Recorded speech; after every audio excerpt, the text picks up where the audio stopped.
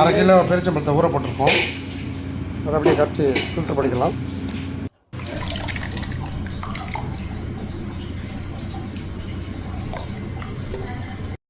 கமீரா Easter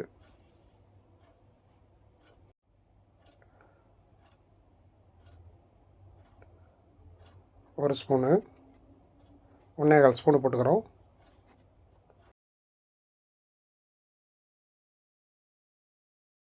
அரை spoon உப்பு போட்டுக்கலாம்.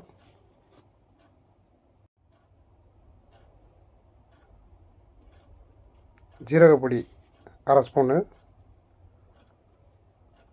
ஏலக்காய் பொடி 1.5 ஸ்பூனு,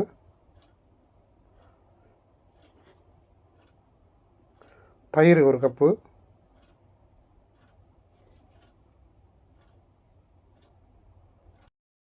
எல்லாத்தையும் ஒன்றா போட்டு மிக்ஸ் பண்ணி 1 கிலோ மாவுக்கு தான் இந்த மசாலா போட்டிருக்கோம்.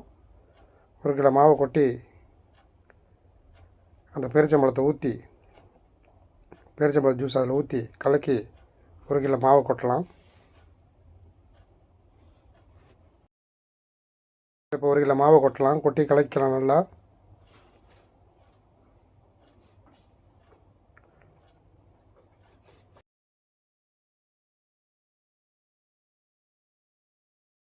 கொட்டி கலக்கி ஊற வச்சோம்னாக்கா 1 மணி நேரம் பிளாஸ்டிக் கவர் போட்டு மூடி வச்சிடுறோம்.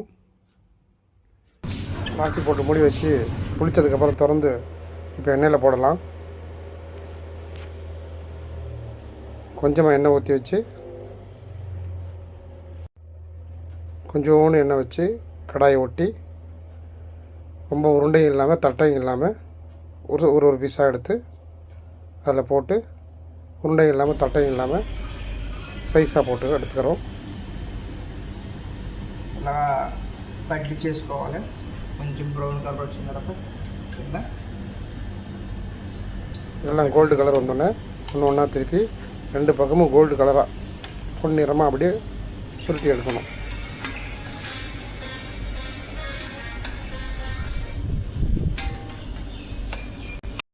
இதுதான் A1 பேரிச்சம்பழ ஜூஸு.